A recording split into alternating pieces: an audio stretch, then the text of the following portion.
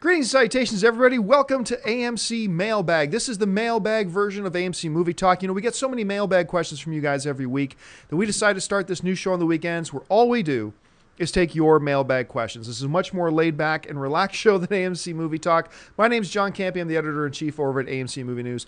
Joining me today for this installment of Mailbag on this lovely Saturday, he is the one, the only, he is Mr. John Schnepp. Schnepp, how you doing, man? Hey, what's going on? Welcome back to the USA. That's right. For those of you who do not know, I was actually off in my native Canada for about a week. Also joining us today, she is the editor of Movie News at AMC Movie News. She's Miss Amy Rose Eisenbach. How you doing, Amy Rose? Lovely. Hello, gentlemen. Nice to see ya. And I guess we are ready to just hop into it and get started. So the first question today comes to us from Mitchell Vasallo, who writes, "Hello, AMC. Greetings to you all. My question is regarding Arnold and Sylvester and a push-out, drag-out, slobber-knocker movie. One is the hero, the other is the bad guy. I don't really care. As long as the action is good, story is above par, and the one-liners and banter keep on coming. I've always wanted them in a fight. Burger King versus Macdonalds, Coke versus Pepsi. Finally, Terminator versus Rambo.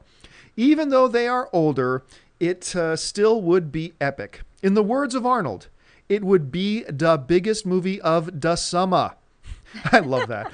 Tell me, what do you think? Will this ever happen? Amy Rose, to start with you. Do you think we could ever actually see, at this point in their careers, do you think we could ever see an Arnold versus Sylvester kind of movie?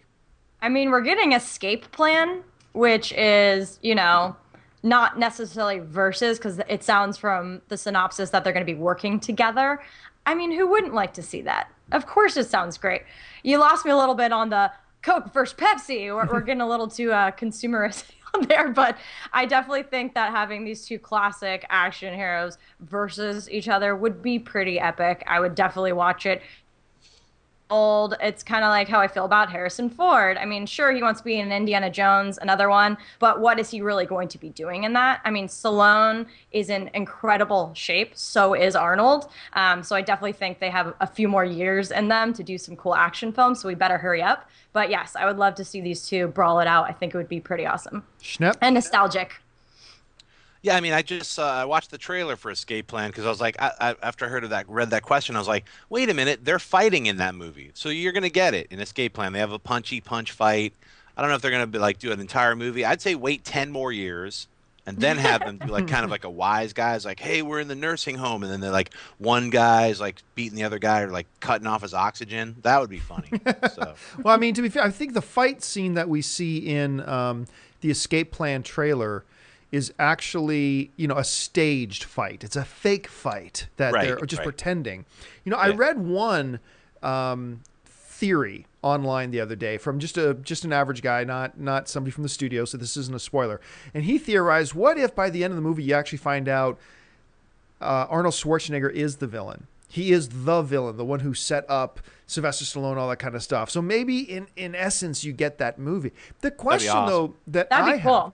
Yeah, it's a cool theory. It's a very cool theory. The question I have, though, is, look, I am a big fan. I like the Expendables. I unapologetically like the Expendables movies, especially the second one. I really like the second one. And I also really like Stallone's recent film, Bullet to the Head. I mean, obviously it has huge problems, but overall, I was entertained. I really like Schwarzenegger last film. The Last Stand? Yeah, The Last Stand. I had fun with it. I thought it was fun. It was fun. But here's what happens.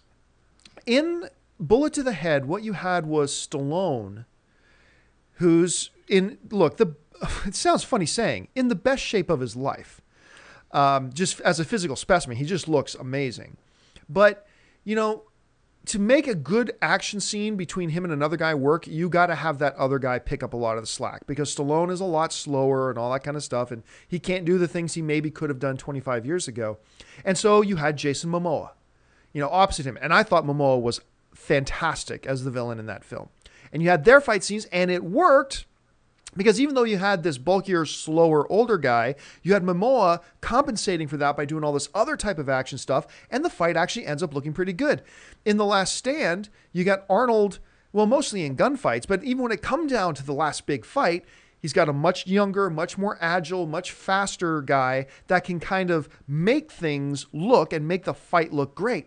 I wonder, as much as I am a supporter of the current idea of both Stallone and Schwarzenegger doing their thing, even at their age, I just don't know that Stallone versus Schwarzenegger is something that would come off really good. Like, I don't know. What do either of you guys think? Am I wrong, or what do you think?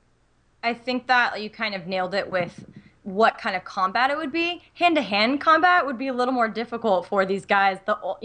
Older, the more years that pass. It was just like a big brawl out, like weapons against weapons. That's kind of a different battle. But hand-to-hand combat, I think, would be really difficult and might be laughable if they just get too old doing it. I rather, kind of keep this image of them both being these badasses that they are in my head and not see them deteriorate on the big screen. But the general idea is cool.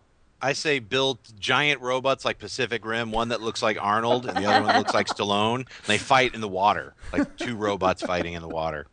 I'm all or make for it all it. CG, Pure CG. All right, let's move on to the next question. And the next question today comes to us from Gavin Lowther. And Gavin Lowther writes, I'm a little concerned about the reaction from fans about Zod's death. I mean, Marvel, now what he's referring to obviously is the big outcry that people had that Superman killed Zod at the end of Man of Steel.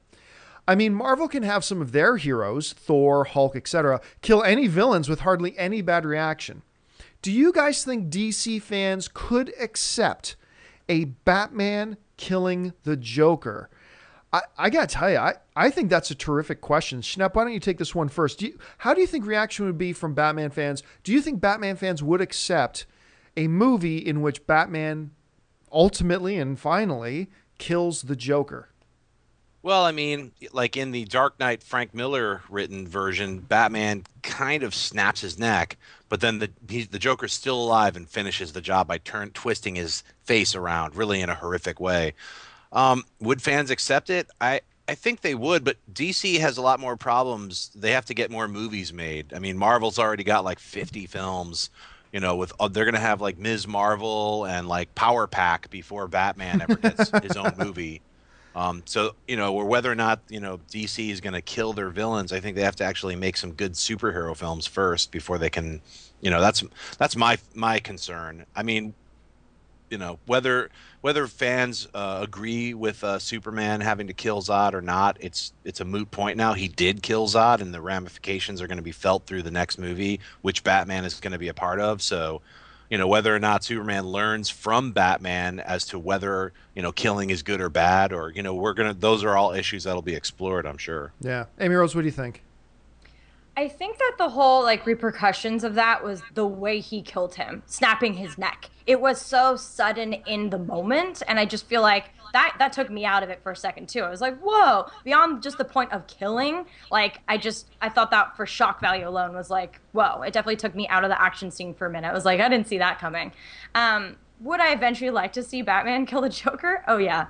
I think that's what it should lead up to. Absolutely. I mean, Batman is such a hot topic right now. Who's going to take over for Christian Bale? And the Joker, same thing with Heath Ledger. I think he did a fantastic job. So I think that's always kind of been the DC bread and butter property. That's the franchise that's done really well for them. Like Schnepp was talking about, they still need to earn our trust with the other properties. I really liked Man of Steel. I'm really excited for the second installment. I hope we see some more DC characters. But I think you nailed it, Schnepp.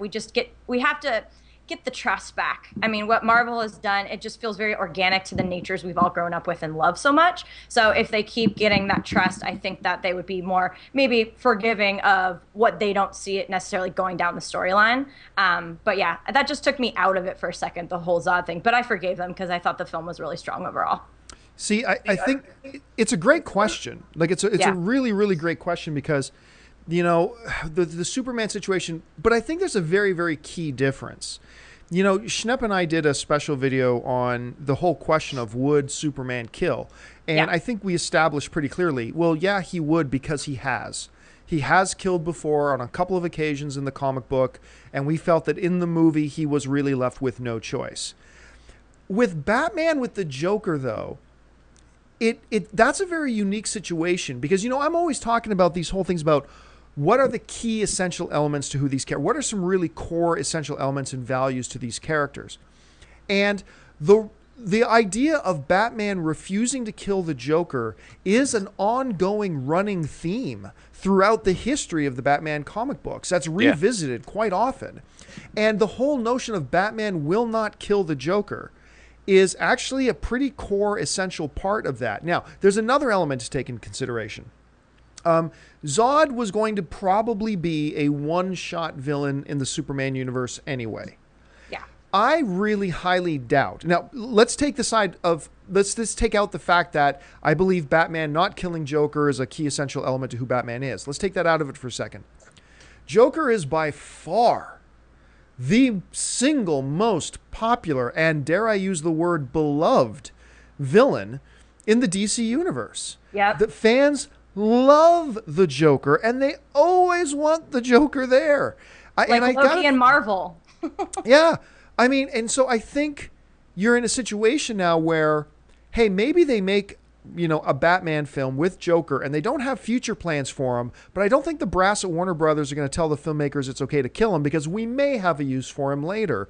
So because of those two things, number one, he's the most popular villainous character in the DC canon.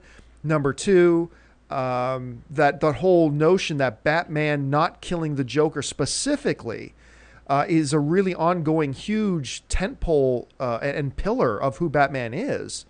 I don't think we'd ever see them now. And I do think the fans would freak out. I think the fans would absolutely freak out if we saw Batman kill him. And that's a different issue about how would the fans ultimately really react. I think if it was a cool death, we'd all go, wow. But then we'd go, well, damn, that means no more Joker. Right. And wait a minute. Batman would never kill the Joker. Right. It's just, I don't see, Schnepp, am I missing any elements to this? Or no, well, I mean, the Batman mythology, obviously, Tim Burton's Batman, Michael Keaton, didn't save the Joker. The Joker fell to his death and died in the first movie. Yeah. Batman could have maybe shot him with one of the stretchy ropes or something, but he didn't actively do that. He was trying to save the Kim Basinger character. Good choice. And so Batman died. Good I'm sorry, Joker died in that movie. Also, Batman did kill a bunch of people in his first 2 years as a comic book character in the 30s, in the late 30s. So, but it was he dropped dudes off. He killed some people. Just, hey, here, drop into this chemical plant. Blunk, there, justice served. He was actually playing judge, jury, executioner back before, people thought about it as oh, wait a minute, kids are, well, maybe he shouldn't kill people and he shouldn't use guns. So there's a lot of little changes in the mythology that have happened over the years. So, the Batman now has a code. Just like a lot of people said Superman has a code, he doesn't kill anybody. But in this new incarnation of Superman, where he literally was wearing the suit for 17 hours oh, Jesus. Sorry about that. He was the gods are angry. They're he was only wearing the suit for 17 hours. Yeah, he's literally been Superman for a day. And he has to save the planet. So it's a lot to deal with. It's not like training for years. Having this methodology to training with that Batman has had to take out criminals, a vengeance, a thing. Yeah. My parents were murdered in front of me, and that's why I'm out to protect people. Superman is I don't know who I am. What? I'm an alien? And then he's thrown into this whole world. So I think different. that their moral codes are extremely different. Yeah. Extremely different. And that's why, it might be more forgiving. But it's all within context. It's what DC and Warner Brothers builds before our very eyes. Yeah. We wouldn't just be bam, Joker's dead. That would upset most of us. I think so. But it's all about how they build it to the epic final battle if they chose to go that way. All right. Well, let's get on to the next question. The next question today comes to us from Jonathan Eagle, who writes, I wanted to ask you about the atypical argument in movies these days regarding most films, other media. Let me try this again. Regarding that most films, other media such as books or video games do not have enough strong female characters. My question is, how come nobody ever uses female villains as the example of a strong female character, regardless of the motive of the motivations and actions of how do you pronounce that name, Rose? Maleficent? Maleficent. Maleficent. I always mispronounce Maleficent's name. I often say Maleficent. And actually, with Maleficent from Sleeping Beauty or the witch from Snow White, they are female characters that are capable of fulfilling their malevolent desires without male help, unlike their Disney princess counterparts. The same goes for characters like the Joker or Khan. They are arguably more memorable and interesting and strong male characters than Batman and Captain Kirk. So why are these villains sidelined? Amy Rose, when we get into these discussions about strong female characters, why aren't we also including in that discussion the female villainous characters that we see? Let's start with the female, shall we? Yeah, I think you nailed it, Jonathan. And I love that this question does come from a male because you listed so many. Maleficent is such an awesome character. The list goes on. Ursula, Cruella de Vil, Mad Madam Mim from Sword in the Stone, Alice in Wonderland. There's so many good villains. And it's funny in the Disney world because most of the villains are women. What are you trying to say, Disney? Huh? And they're not just women. Also notice in a lot of those Disney things, there's never a mother figure. Yeah. It's always a good father with no mom, and then the female presence is a villain. Or an evil stepmother. That's the mom. Yes. Even Bambi's mom got killed. Oh, yeah. That still haunts me. That was awful. What's going on? I'm sorry. Dumbo's mom. Come on. But I do find it very, very interesting. And I'm really glad they are going to start to take a risk with that. I mean, look at Maleficent, the Angelina Jolie live action film that we're about to get. But the thing about that is they're kind of twisting it and making it almost like a Wicked, like the Maleficent side of the story that you haven't heard her side. And maybe she's not as evil as we all thought. And I think that's a really cool take on that. And I mean, I would really like to see these villains, the backstories of them. And they don't all have to be twisted to be good. Sometimes it's fun to just be bad, like a lot of them are. But I think that's a really, really great point. And there are, you know, in comic book less, I mean, there's not a lot of female strong characters that are not over sexualized as well. I mean, that's the whole thing about it. I mean, they can kick ass, but they're also in super skimpy, you know, leather outfits, and no complaints. There's a lot of hot women out there, but you know what I mean? They either have to over sexualize it or go this end of it. So I think that's a really fabulous question that I would like to see more of these. And I think Maleficent is a really good step in the right direction because she's a very awesome, complex character and a strong mama. You know, speaking of mama, one of the best female characters, especially in a villainous role I've seen in a long time, was Mama, played by Lena Headey in Dread. Oh, I mean, she was freaking terrifying. I love her. Oh my goodness, she was good in that role. I mean, she was she was a good 30% of the reason why I like that film so much. Right. But you know, you're right, and it is a shame, even when we're talking about strong female villains, that we have to go back to the 30s and 40s and 50s to pick out the strong female villains. We don't get a lot of strong, other than maybe Mama from Throw Mama from the Train. We don't get an awful lot of strong female villains or strong female characters in general. Now, I've always contended this, is that a part of the reason isn't that Hollywood's refusal to take risks on them is absolutely partly to blame. Absolutely. But I think another part of the blame falls with us, the audience, because there was a stretch of female-led, strong hero-type films that we as audiences refused to get behind and support.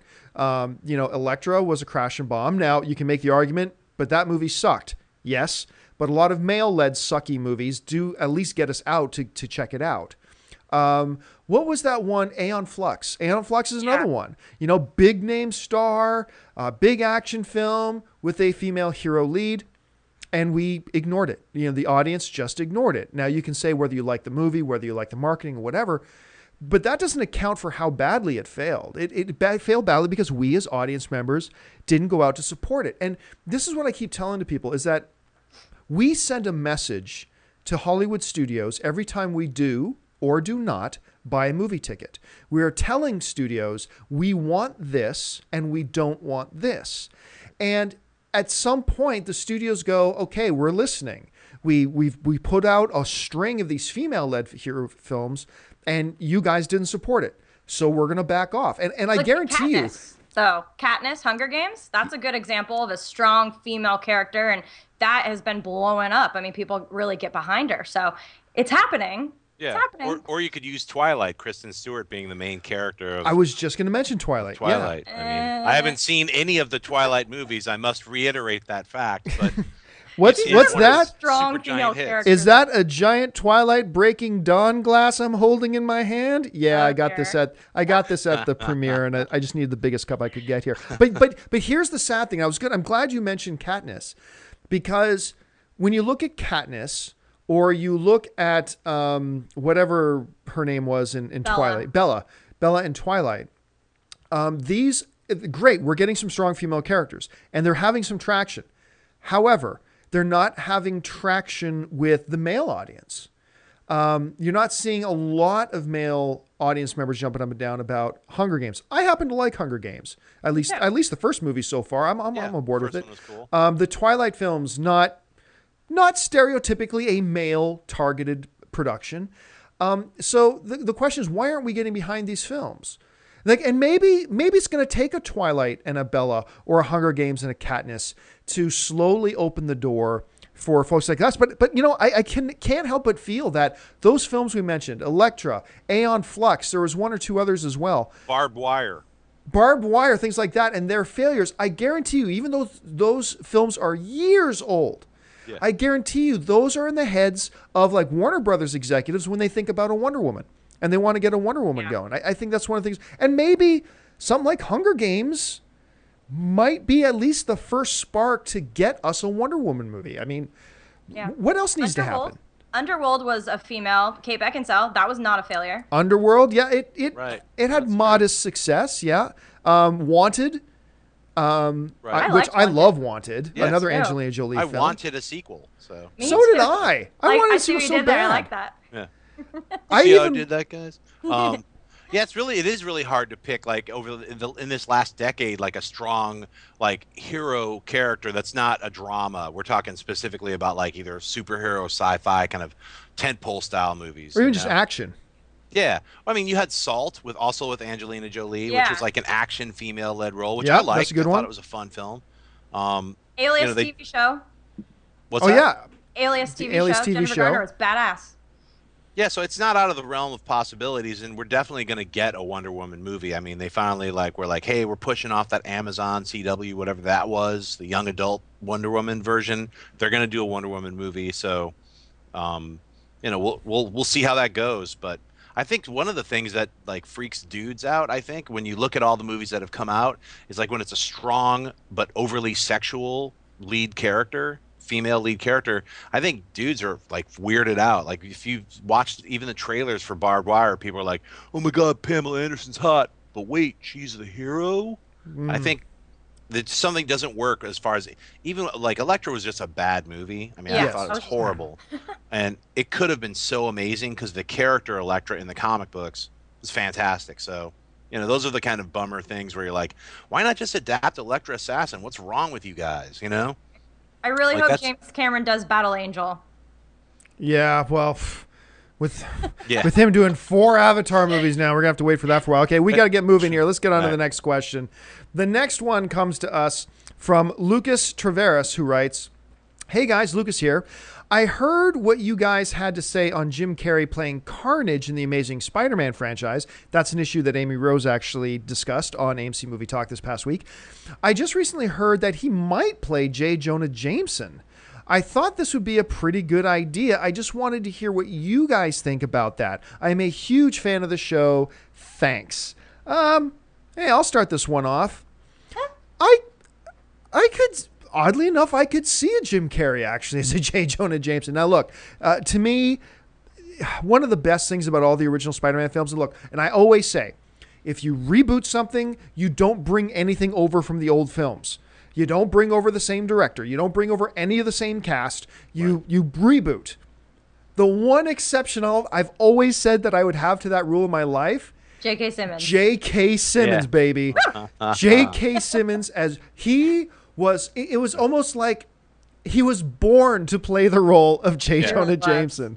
He was so freaking good. He embodied everything about that character, every nuance I had ever pictured that, hey, if this was live action, this is how I see him talking and being and acting. He nailed it, and I would love to see him back. I mean, it's not going to happen, but that would be pretty awesome. But I got to say, I don't think Carrey will be J. Jonah Jameson at all. But I'd be okay with it. Amy Rose, what do you think? Yeah, JK is so amazing. I completely agree. I would love him. He just embodied exactly what that character is supposed to be. And oddly enough, I really could see Jim Carrey doing that too. I mean, he has the very in your face with the cigars, would need the stash, obviously. But I could kind of see his persona vibing with that. And I mean, Carnage, if he was not feeling good about Colonel Stars and Stripes, he's like the most brutal serial killer villain ever. So I really don't think he's going to end up being Carnage. I think that goes completely against what we've heard about what his views and everything are. But I actually could see him as J. Jonah Jameson. I would be okay with that. The one thing about, though, that I'll say about the Jim Carrey and the Carnage thing is, I think a lot of his Carrey, at least I think that whole Carrey situation with the promotion of Kick-Ass 2 was nonsense, just baloney. I'm really turned off by it. But his issue, I think, was more with the gun violence as opposed to violence in general. Yeah. And Carnage doesn't use a lot of guns. But he killed his family members, for Christ's sake. Yeah, he kills an awful lot of people, yep. Anyway, Schnepp, what would you think about a Jim Carrey as like a J. Jonah? After I read that, I was like, yeah, that would be kind of inspired casting, as long as they put a tamper down on him where he wasn't like going too making all Jim Carrey faces and stuff, like make it too funny, like right. You're right, J.K. Simmons nailed that role. So for someone else to take over, they would just be a pale shadow. So they'd have to do something different. They'd have to kind of recreate their own J. Jonah Jameson, which I think Jim Carrey could do. I'll tell you this though, his whole his anti-promotional thing with Kick-Ass 2 left a bitter taste in my mouth with him as, yeah, I'll definitely see Dumb and Dumber 2, but it's like when you make a film and then you like instantly, as an actor, you've committed to making the film and you're part of an entire production, you can't just jack everybody and rail on the film, or at least wait till the movie's out. I just think it was unfair to the entire crew and everyone behind the movie. And I haven't seen Kick-Ass 2. The movie could suck or it could be awesome. I don't know yet, but I just think it sucks when an actor or anybody who's part of the production just rails on the movie before it comes out, or has some kind of weird stance against, like, especially his, because you've played a bunch of like insane characters, and this one you're a super violent character. It's okay if you have your own personal opinions as Jim Carrey, but this is a character that you're playing. Just like Chloe Moretz said it amazingly well. It's a character. I never thought this was real. It's cathartic. I'm not going to go out and murder people. It's a movie. It's all pretend. It's like playing a video game. And when people get all up and bunchy about it and sort of like, I must declare something on Twitter and all my millions of followers, it's sort of like, why don't you sit down for a second, man? Take a breath. Give the victims your check, yo. That's all I'm saying. Feel how you want to feel, but give the victims your check. Yeah, I mean, that to me was always my big thing. It's like, look, okay, if you got a problem with playing that type of role, then don't take the role. Yeah. You took it. And guess what? Columbine happened a long time before you took the role. Right. A lot of terrible, violent tragedies, and you took the check. And my thing has always been this: fine, you're going to come out and say, I'm not going to promote this film, you blithering hypocrite. And that hurts me because Jim Carrey is a fellow good Canadian boy of mine. I think he's been corrupted by Hollywood. Get back to Canada, Jim. This stuff, I can't promote this film. Well, you were in it and you took a paycheck. So if you're not going to promote it, return the paycheck. I think it's as simple as that. If you're not going to promote the film you've been hired to be in and to sell and stuff like that, fine, return the paycheck. Because if you keep the money, then to me, you're saying you're keeping blood money. And I was really turned off by all that. But I like return stories. I like redemption stories. I'd love to see Jim Carrey rebound from this. I really would. As turned off as I am by this whole situation, I'd love to see him rebound. So, all right. Next question comes to us from Nathaniel Ramirez, who writes, hey guys, I love the show. And John, you're pretty smart. Okay. But let's get to it. Do you think that if they make a Marvel versus DC, would it be a very good box office earning? And do you think that they should make a Marvel versus DC movie? Also, who do you think, in your opinion, would win if they did fight? Well, number one, no, this movie would obviously never happen. It would never, ever, ever happen. And number two, no, I don't think it ever should happen. I think even if I could push a magic button right now that would clear the way for them to make a Marvel versus DC movie, no, I wouldn't press it. Why? Because it would be a mess of a horrible film. I mean, it's fun as a geek boy to speculate and imagine this great scene, but really it would make a terrible movie because number one, you'd have 80 characters, if not 800 characters. And then everybody who's a comic book fan is going to whine and moan and complain that their particular favorite DC or Marvel character didn't get enough screen time, because everybody's going to have about enough time to have one line each. And then it's just going to be this big mumbled, jumbled, horrible, terrible mess. I just don't see any value in doing a film like that, like whatsoever. It's fun to fantasize about a little bit, but I don't think it really works out in the practical world. And then as far as who do I think would win? Well, look, I've been accused by Marvel fanboys of being a DC fanboy, and I've been accused by DC fanboys of being a Marvel fanboy. The reality is you're both idiots, because you should just be a fan, period. I don't care who pens it or pencils it or whatever. Just give me a good comic book character and a good comic book story. And really more beyond that, I am more of a movie fan than I am of a comic book fan. I'm a comic fan, but I'm first and foremost, I'm a movie fan. And all I care about is good movies. I don't care if it's Iron Man. I don't care if it's Superman. Just give me a good movie. That's all I care about.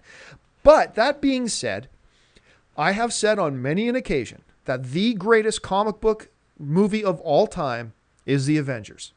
It is. Now, a lot of people will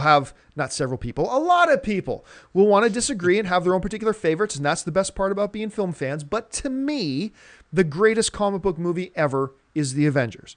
Now, that being said, who would win in a Marvel versus DC fight?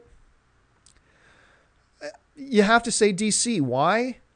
Because they have Superman. It starts and ends there. They have Superman. That's it. Game over. Fight done. It's finished. That's it. There's no overcoming that one. He's Superman. He is the king of all the comic book characters. He is the high lord of all of the comic book world. There is nothing that tops Superman. He is Zeus. Well, forget about everybody else. He wins. Yeah, he wins. That's it. So anyway, in grasping all those questions, Schnapp, would you want a Marvel versus DC movie? Do you think it could work? And then ultimately, who do you think wins? Absolutely not. No, it wouldn't work, and Superman wins. Everything you said, I was like, he said it. Okay, so done. Amy Rose? I mean, Marvel won't even let us show the universe of all our favorite characters together, much less put it up against their big competitor DC. So it's just never going to happen, and I completely agree too.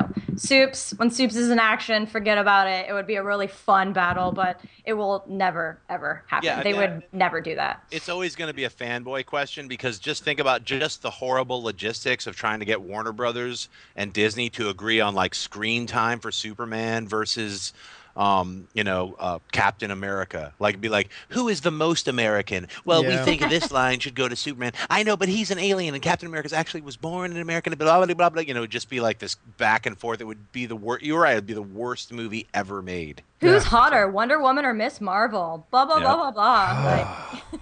Well, we can have that movie. I'm fine with that movie. All right, let's move on to the last question of the day. And the last question today comes to us from Greg Voigt, who writes, "Hey guys, I love the show. I was just wondering if you think Hollywood might do a big budget movie version of Homer's The Odyssey.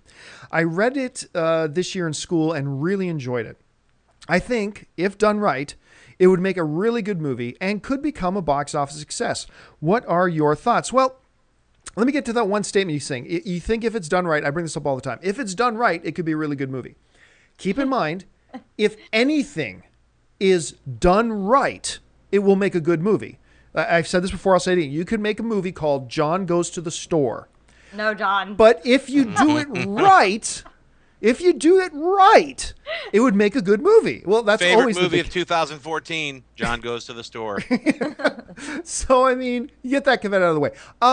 Also, they actually did do a Homer's Odyssey movie, and it was called Oh Brother, Where Art Thou? I was just going to say that. Which was, if you haven't seen it, dude, still my favorite George Clooney movie to date. I absolutely love that movie. I think it's fantastic. But you're asking really about Homer's The Odyssey proper. I could absolutely see it being done at some point. And you're right. I think if it's done in the right particular way, that it could actually be, I think it's something that would appeal to a lot of people. I think a lot of us did read it in school. I think there's a pretty decent brand recognition with it. It's a very good story. It unfolds pretty well. And it could be a great looking film as well. Oh, yeah. I think they very well may make this film in the next 10 years, and it very well could be quite good, as a matter of fact. But once again, check out Oh Brother, Where Art Thou? I think you'll be happy that you did. Amy Rose, what do you think? Yeah, I mean, the book, I feel like we all had to read it. I feel like it was like the one mandatory reading assignment growing up for all generations. Yeah. And I actually loved it. I mean, it's a thick book, but the sirens, there's so many cool characters. It's just like such a great adventure. And Oh Brother, Where Art Thou? I loved that movie. It was such like a revisionist take on Homer's Odyssey, and I seriously loved it. The three of them had so much chemistry. John Turturro, all of them. It was just so incredible, and it was actually just Joel Coen's movie. Ethan worked on the script with him, but a lot of people think it's a Coen Brothers movie. Technically, they didn't direct it together, but I loved it, and I agree. It's one of my favorite George Clooney films ever because he's bona fide. I mean, it's so good. There's so many good scenes. Bonnie Hunt. It's really good. So I loved it, and it does lend itself so well to an epic blockbuster adventure. I mean, there was a TV show that spawned from it. Francis Ford Coppola presented it. I think it was in the 90s of some sort, late 90s, 1996 or something. But it definitely, there's been work that has been inspired by it, but I would really like to see it completely, adapted from that book because it's an epic book. I loved it. The one thing, though, about that I'll say about Oh Brother, Where Art Thou? Is that as the Soggy Bottom Boys, which is the name of the little singing trio in the film, the Soggy Bottom Boys, which is a great name, by the way. If I was forming a motorcycle club in the vein of Sons of Anarchy, Soggy Bottom Boys.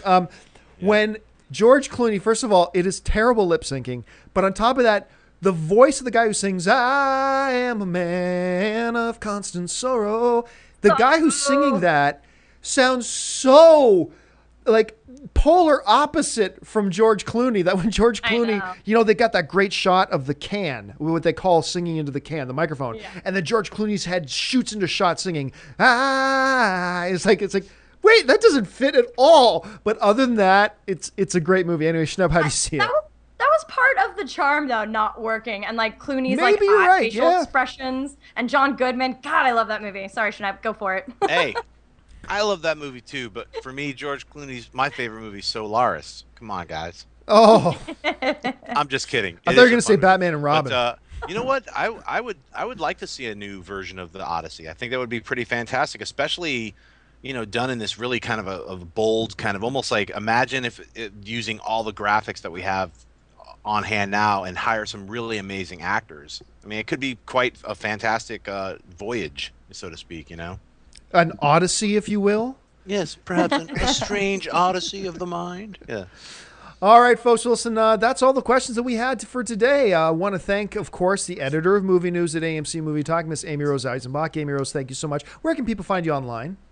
Follow me on Twitter at Amy Rosie, and that's my name for all my other alias as well. And, of course, the one, the only Mr. John Schnepp. Schnepp, where can people find you online? Just at Twitter at John Schnepp. Check out my new Hail to the King trailer. It's on Machinima, so check that out. And you can find me on Facebook or Twitter, Instagram, wherever, just at John Campia.